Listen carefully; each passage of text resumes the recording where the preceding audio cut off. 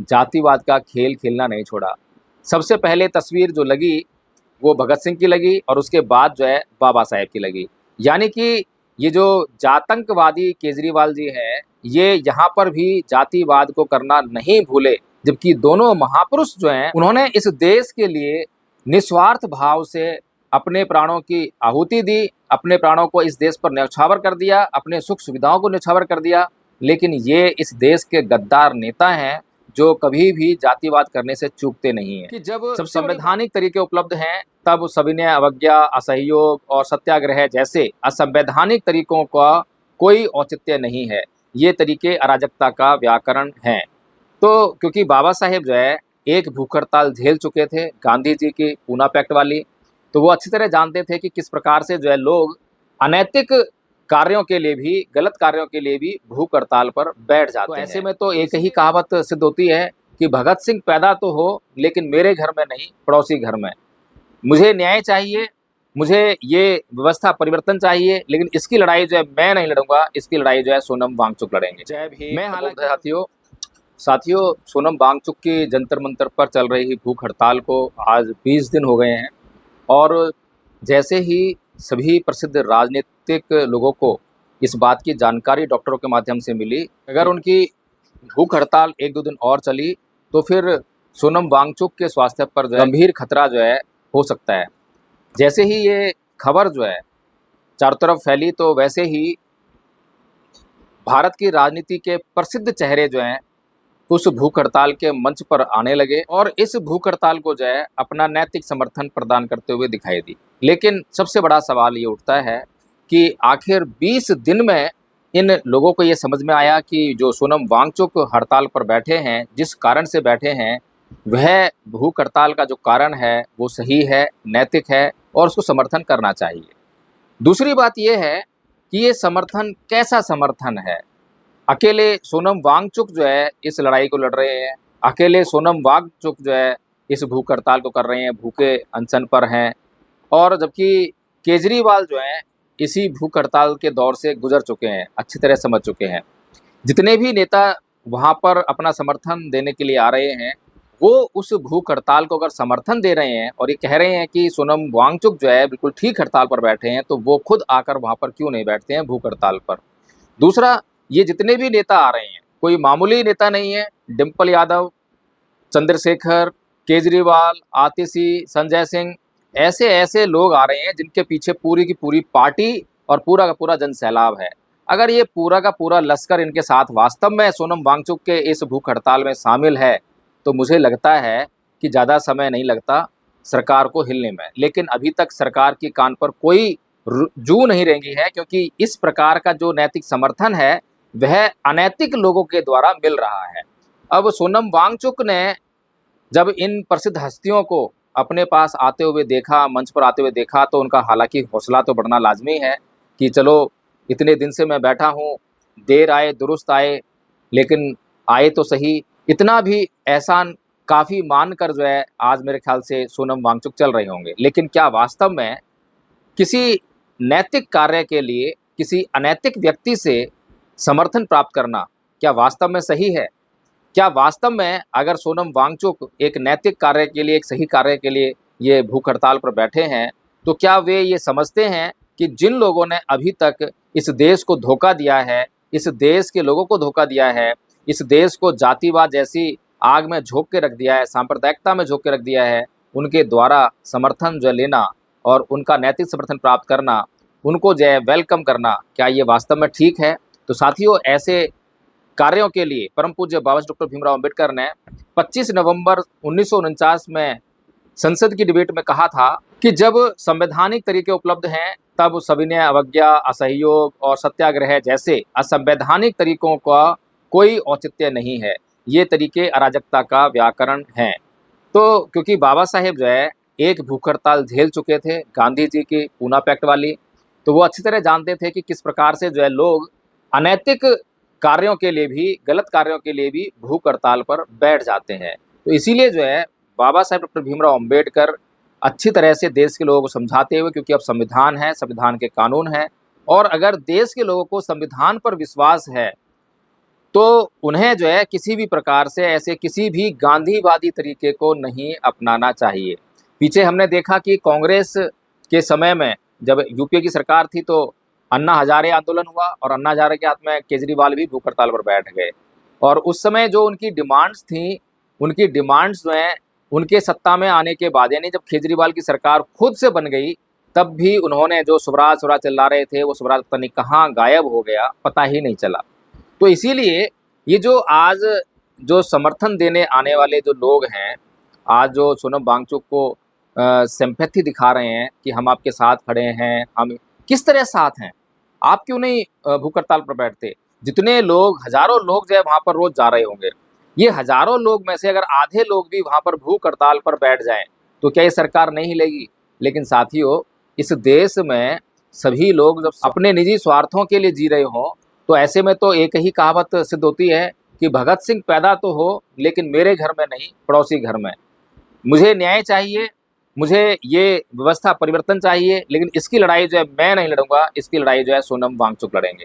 मैं हालांकि सोनम वांगचुक की इस भूख हड़ताल का समर्थन नहीं करता हूं, क्योंकि मैं ये समझता हूं क्योंकि ये लड़ाई जो है एक त्यागपत्र देने से सफल नहीं हो सकती है। ये लड़ाई जो है एक व्यक्ति के अनैतिक आचरण की कहानी नहीं है, बल्कि ये देश पूरा का पूरा अनैतिक आचरण से चल रहा है। देश का प्रत्येक नागरिक आज जो है उसके मानसिकता में क्या है, क्या उसकी मानसिकता में देशभक्ति है, क्या उसकी मानसिकता में राष्ट्रभक्ति है, क्या उसकी मानसिकता में कहीं पर भी भारत एक राष्ट्र के रूप में बसता है?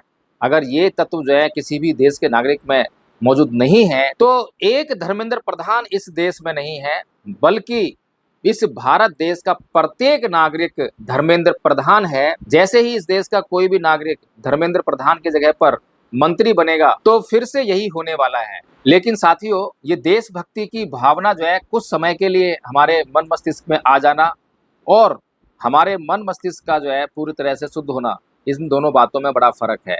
जो भीड़ आज जंतर मंतर पर आ रही है, अगर उसका आकलन किया जाए, उसका एक सर्वे निकाला जाए, तो ये भीड़ जो है लगभग 90% लोग जो हैं इसमें हिंदू धर्म को मानने वाले होंगे। और ये जो सत्ता मोदी जी ने प्राप्त की है और जो मंत्री जी आज मंत्री पद पर विराजमान हैं, उनको ये ताकत जो है इसी हिंदू धर्म की धर्मांधता, अंधविश्वास, पाखंड के जरिए मिली है। क्या ये जो जंतर मंतर पर आ रही भीड़, क्या इस बात को समझने का प्रयास करेगी?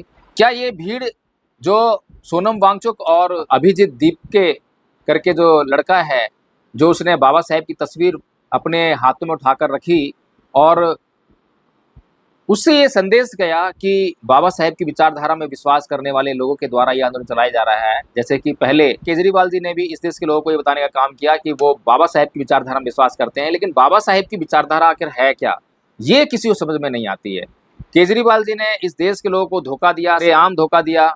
सारे जो ऑफिसेज हैं वहाँ पर जो है बाबा साहेब डॉक्टर भीमराव अम्बेडकर की तस्वीर लगाई, भगत सिंह की तस्वीर लगाई, लेकिन वहाँ पर भी उन्होंने जो है जातिवाद का खेल खेलना नहीं छोड़ा। सबसे पहले तस्वीर जो लगी वो भगत सिंह की लगी और उसके बाद जो है बाबा साहेब की लगी। यानी कि ये जो जातंकवादी केजरीवाल जी हैं, ये यहाँ पर भी जातिवाद को करना नहीं भूले, जबकि दोनों महापुरुष जो हैं उन्होंने इस देश के लिए निस्वार्थ भाव से अपने प्राणों की आहुति दी, अपने प्राणों को इस देश पर न्यौछावर कर दिया, अपने सुख सुविधाओं को न्यौछावर कर दिया। लेकिन ये इस देश के गद्दार नेता हैं जो कभी भी जातिवाद करने से चूकते नहीं हैं। सबसे बड़ी बात यह है कि पहले तस्वीर किसकी लगनी चाहिए थी, बाबा साहब डॉक्टर भीमराव अम्बेडकर की या भगत सिंह की? ये एक बहस का मुद्दा हो सकता है और इसमें जो है कुछ लोग बटे हुए नजर आ सकते हैं, लेकिन इससे भी बड़ा महत्वपूर्ण मुद्दा इस बात का है कि दोनों महापुरुष जो है इस देश के लोगों को क्या संदेश दे रहे हैं। मैं बड़ा ताज्जुब करता हूँ जब भगत सिंह ने मैं नास्तिक क्यों हूँ ये किताब लिखी, प्रमुख किताब लिखी, और इस किताब पर केजरीवाल जी कभी चर्चा करते हुए दिखाई नहीं दिए। केजरीवाल जी की पार्टी का कोई भी व्यक्ति जो है इस पर चर्चा करता हुआ दिखाई नहीं देता है। इसी प्रकार से बाबा साहब डॉक्टर भीमराव अम्बेडकर ने बाकायदा 22 प्रतिज्ञाएं लेकर धर्म परिवर्तन करने की घोषणा की, धर्म परिवर्तन किया, इस बात की चर्चा जो है केजरीवाल जी कभी नहीं करते हैं। केजरीवाल जी बाबा साहेब के विचारधारा पर चलने वाले व्यक्ति हैं, तो क्या ये जो विचार था बाबा साहेब का, क्या ये विचार महत्वपूर्ण विचार नहीं है? क्या इसकी समीक्षा केजरीवाल जी ने कर ली है? साथियों, यह चर्चा का एक बहुत ही महत्वपूर्ण विषय है। जब तक इस विषय पर हम चर्चा नहीं कर लेते हैं, तो मैं ये समझता हूँ कि चाहे सोनम वांगचुक की ये भूख हड़ताल हो या फिर केजरीवाल के द्वारा बड़े बड़े वायदे हों, या फिर तमाम बहुजन नेताओं के द्वारा यहाँ पर जो शिरकत की जा रही है और जो आंदोलन किए जा रहे हैं उनकी बातें हों, हमें हर एक आंदोलन के पीछे क्या मंतव्य है, क्या मानसिकता है, उसको जरूर देखना होगा। एक सबसे बड़ी बात सोचने वाली ये है कि जो सोनम वांगचुक भूख हड़ताल पर बैठे हैं, इसका अल्टीमेट एम क्या है, इसका प्रमुख उद्देश्य क्या है, लक्ष्य क्या है? क्या वास्तव में सोनम वांगचुक कोई सोशल रिफॉर्म चाहते हैं, या फिर सोनम वांगचुक जो है पॉलिटिकल रिफॉर्म चाहते हैं? लेकिन इस बात को जो है मुझे लगता है कि शायद ही सोनम वांगचुक ने भूख हड़ताल पर बैठने से पहले सोचा होगा, विचारा होगा कि आखिर वो भूख हड़ताल पर क्यों बैठ रहे हैं। क्योंकि ये देश जो है भावनाओं से चलता है, और इस देश की भावनाएं सोशल मीडिया से चलती हैं। आज सोशल मीडिया का ज़माना है। सोशल मीडिया में जो अच्छी रील, बढ़िया भावनात्मक रील बनाकर जो है बनाना जानता है, सोशल मीडिया का प्रयोग करना जानता है, तो वो जो है इस देश के लोगों की भावनाओं को अपने पक्ष में कर कर कोई भी आंदोलन कर सकता है, उस आंदोलन को कितना भी बड़ा कर सकता है, इस देश में सत्ता परिवर्तन कर सकता है, इस देश का इतिहास बदल सकता है, इस देश के लोगों को सच्चे इतिहास की जगह पर गलत इतिहास बता सकता है, इस देश के लोगों को बुद्ध की जगह ब्राह्मणों के काल्पनिक देवी देवता और ईश्वर बता सकता है, इस देश में जातिवाद को सच बता सकता है, सही ठहरा सकता है, नैतिक ठहरा सकता है, इस देश में तमाम जो धार्मिक संप्रदाय हैं उनको जो है बराबर बता सकता है, सही बता सकता है, और जो बाबा साहेब की विचारधारा है उसको पैरों के तले कुचला भी आ सकता है। तो साथियों, ये जो सोशल मीडिया है ये आज बहुत ही महत्वपूर्ण भूमिका में है, और ये आज हमारी जिंदगियों से खेलने लगी है। उससे बेहतर मार्गदर्शन जो है इस देश के लोगों को कहीं पर भी मिल ही नहीं सकता है। लेकिन ये विडंबना है कि परम पूज्य बाबा साहब डॉक्टर भीमराव अंबेडकर की मूर्तियों और फोटो का इस्तेमाल जो है लोगों की भावनाओं को भड़काने में, उनका इस्तेमाल करने में तो किया जाता है, लेकिन डॉक्टर अंबेडकर की विचारधारा की कहीं पर भी चर्चा नहीं की जाती है। इसी मंच पर जहां पर सोनम वांगचुक जो है भूख हड़ताल पर बैठे हैं, एक बार भी परम पूज्य बाबा साहब डॉक्टर भीमराव अंबेडकर की विचारधारा क्या थी उस पर चर्चा नहीं हुई होगी। ना ही केजरीवाल जी ने आज तक कोई चर्चा की है, ना ही अखिलेश यादव, राहुल गांधी। इनको बाबा साहेब डॉक्टर भीमराव अंबेडकर की विचारधारा से उसी प्रकार से कोई मतलब नहीं है जिस प्रकार की आरएसएस और मोदी जी को बाबा साहेब की विचारधारा से कोई मतलब नहीं है। और जिस प्रकार से आरएसएस और मोदी जी को, बीजेपी को बाबा साहेब डॉक्टर भीमराव अंबेडकर की तस्वीरों और मूर्तियों से कोई फर्क नहीं पड़ता, कितनी भी लगा लो, कितनी भी संख्या में लगा लो, लेकिन अगर बाबा साहब डॉक्टर भीमराव अम्बेडकर की विचारधारा की अगर बात की तो वो उनको पसंद नहीं आती है। ऐसा ही हाल जो है इन तमाम नेताओं का है। तो आदरणीय साथियों, ये जो वीडियो मैंने बनाया है, हो सकता है कि आपको ये पसंद ना आए, क्योंकि आपकी भावनाएं जो है, ये जो भूख हड़ताल पर सोनम वांगचुक जी बैठे हैं इनके प्रति ज़्यादा उमड़ रही हो। मैं इनके खिलाफ नहीं हूँ, मैं इनके साथ हूँ, मैं इनके समर्थन में हूँ, लेकिन मेरा समर्थन जो है अंधा समर्थन नहीं है। मेरा समर्थन इस बात के लिए है कि आओ मिलकर जो है इस देश की सभी समस्याओं पर जो है काम करें और उनको जड़ से खत्म करें। किसी भी पेड़ की जड़ दिखाई नहीं देती है, किसी भी पेड़ के जो है तना, फूल, पत्ती और टहनियाँ, फल दिखाई देते हैं, और उन्हीं को लोग जो है समस्या समझ लेते हैं और उन्हीं का निराकरण भी करने लगते हैं। लेकिन जड़ में जो समस्या बैठी है, जो लोग किसी भी पेड़ की बीमारी की जड़ में जाकर समस्या को देख लेते हैं, तो वो उस पेड़ की बीमारी को जड़ से ख़त्म कर देते हैं।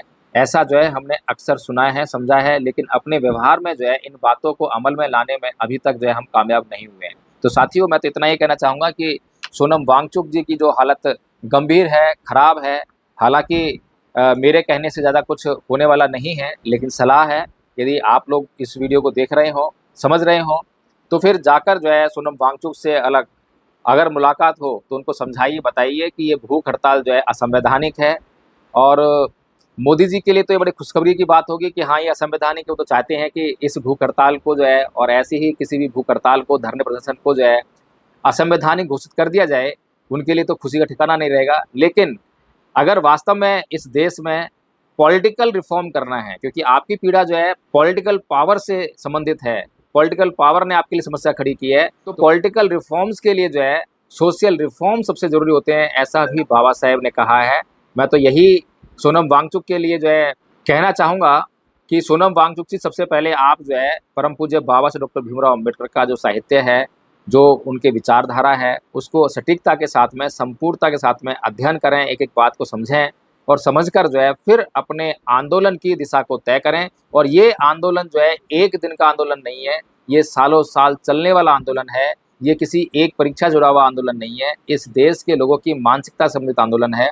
इसीलिए ये भूख हड़ताल से जो है हमारी समस्या हल होने वाली नहीं है। तो साथियों, अगर ये वीडियो आपको अच्छा लगा हो तो इसको लाइक करें और कमेंट करके मुझे ये ज़रूर बताएं कि क्या वास्तव में सोनम वांगचुक की जो ये भूख हड़ताल है, इससे इस देश की जो समस्याएं हैं वो हल हो सकती हैं, या फिर सोनम वांगचुक को इस हड़ताल को ख़त्म करके पहले डॉक्टर भीमराव अम्बेडकर के जो साहित्य है, उनकी विचारधारा है, उसका अच्छी तरह से अध्ययन करना चाहिए। उसके बाद एक रास्ता अख्तियार करना चाहिए और उस पर जो है हम सब लोगों को मिलकर काम करना चाहिए। साथियों, अगर ये वीडियो आपको अच्छा लगा हो तो इसको शेयर करना बिल्कुल ना भूलें।